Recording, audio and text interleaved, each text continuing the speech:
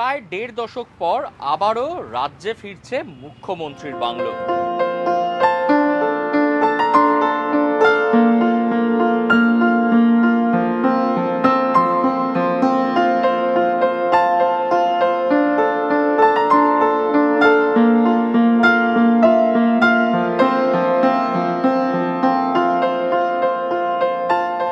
হ্যাঁ, রাজ্যে সরকারের পালাবদলের পর নতুন বিজেপি সরকার এবং সেই সরকারের মুখ্যমন্ত্রী শুভেন্দু অধিকারী তার বাংলো তৈরি হচ্ছে, এবং সেটা হচ্ছে একেবারে বিধাননগর। সেই বিধাননগরের যে জলসম্পদ ভবন বা সেচ দপ্তর, সেই সেচ দপ্তরের যে বাংলো, সেই বাংলোকেই একেবারে নিজের কলকাতার আস্থানা, স্থায়ী ঠিকানা হিসাবে নিজেই পছন্দ করেছেন মুখ্যমন্ত্রী শুভেন্দু অধিকারী, এমনটা সূত্র মারফত খবর পাওয়া যাচ্ছে।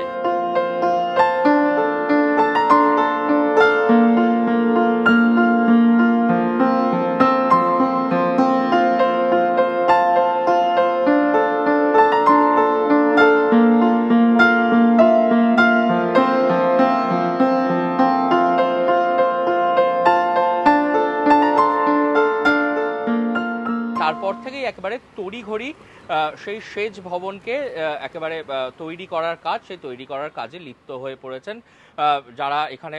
এবং ইতিমধ্যেই আমরা সেই সেচ ভবনের বাইরে রয়েছে। এই যে আমার পেছনে এই যে জায়গা, এই যে বাড়ি, এই বাড়ি হচ্ছে একবারে মুখ্যমন্ত্রীর আবাস হতে চলেছে। আর কিছুদিন পর থেকেই মুখ্যমন্ত্রী তিনি এখানে থাকবেন এবং এখান থেকেই খবর পাওয়া যাচ্ছে যে এখান থেকেই তিনি জনতার দরবার, সেটাও কিন্তু তিনি এখান থেকেই সেই কাজ সারবেন। এবং ইতিমধ্যেই যে একেবারে সেচ ভবন, সেই সেচ ভবনের যে প্রস্তুতির কাজ, সেই কাজ কিন্তু চলছে একদম তুঙ্গে।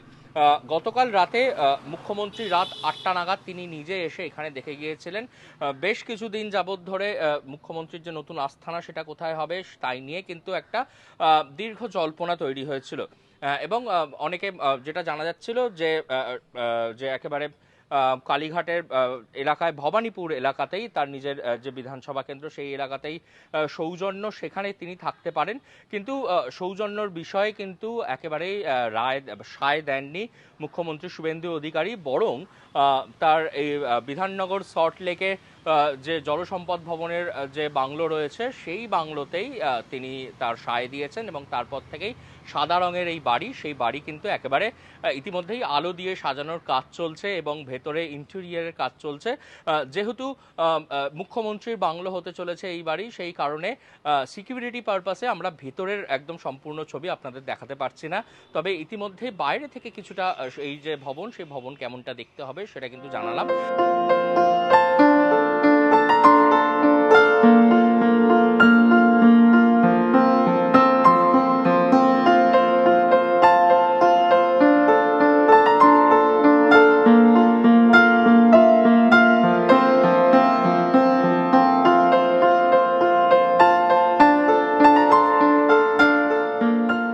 আর কিছুদিনের মধ্যেই কিন্তু যখন থেকে মুখ্যমন্ত্রী পাকাপাকিভাবে এই বাড়িতে থাকতে শুরু করবেন, সেই থেকে কিন্তু এখানে কিন্তু তিনি জনতার দরবারও করতে পারেন, এমনটাও সূত্র মারফত খবর রয়েছে। এবং যদি বলা হয় যে প্রায় দেড় দশক কেন বলা হচ্ছে, এর আগে প্রাক্তন মুখ্যমন্ত্রী মমতা বন্দ্যোপাধ্যায় কিংবা বাম আমলে বুদ্ধদেব ভট্টাচার্য, তারা সকলে কিন্তু বুদ্ধবাবু তিনি থাকতেন পাম অ্যাভিনিউর তার যে ফ্ল্যাট, সেখানে তিনি থাকতেন। এবং তার পরবর্তীকালে তৃণমূল সরকারের মুখ্যমন্ত্রী অর্থাৎ মমতা বন্দ্যোপাধ্যায় তিনি কিন্তু তার কালীঘাটের নিজের যে বাড়ি, সেই বাড়িতেই তিনি থাকতে চেয়েছেন। সেই কারণে কিন্তু রাজ্যে সেভাবে যে সিএম বাংলো বা মুখ্যমন্ত্রী বাংলো সেটা কিন্তু সেভাবে ছিল না। তার আগে জ্যোতি বসুর আমলে কিন্তু যে ইন্দিরা ভবন ছিল, সেই ইন্দিরা ভবনে তিনি জ্যোতি বসু থাকতেন। সেই ইন্দিরা ভবন থেকেই খানিকটা দূরেই রয়েছে কিন্তু এই যে নতুন বাংলো, যেখানে মুখ্যমন্ত্রী শুভেন্দু অধিকারী তিনি থাকবেন। এবং ইতিমধ্যে কিন্তু সেই কাজ জোর কদমে চলছে। একবারে গতকাল পরিদর্শন করে গেছেন স্বয়ং মুখ্যমন্ত্রী, তিনি নিজে এই জায়গাকে পছন্দ করেছেন। এবং এই যে বিধাননগর সল্টলেকের এই যে বাংলো, সেই বাংলো কিন্তু আর কিছুদিনের মধ্যে থেকেই সিএম অর্থাৎ মুখ্যমন্ত্রীর যে বাংলো, সেই বাংলো হিসাবে পরিচিতি পাবে। ইতিমধ্যেই কিন্তু জোর কদমে কাজ চলছে।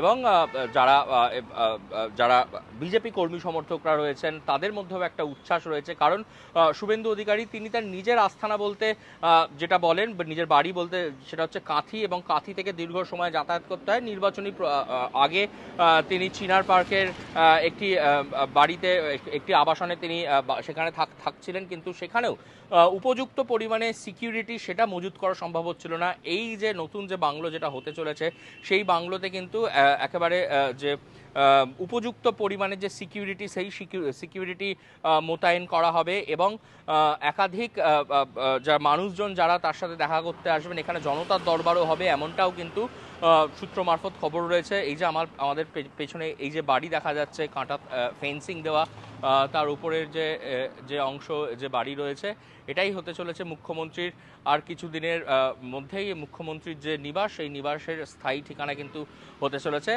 বিধাননগরের এই বাড়ি।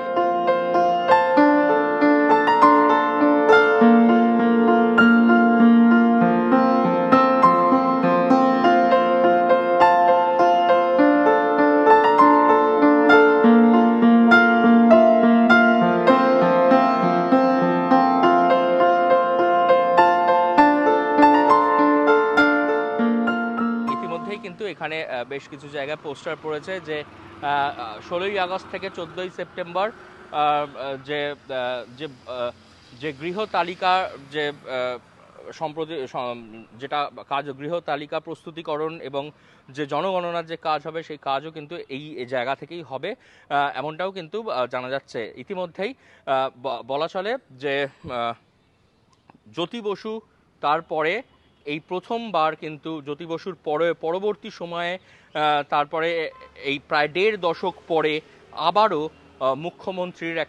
মুখ্যমন্ত্রী বাংলো হিসাবে পরিচিতি পাবে একেবারে বিধাননগরের যে জলসম্পদ ভবন বা সেচ দপ্তরের যে বাংলো, সেই বাংলো।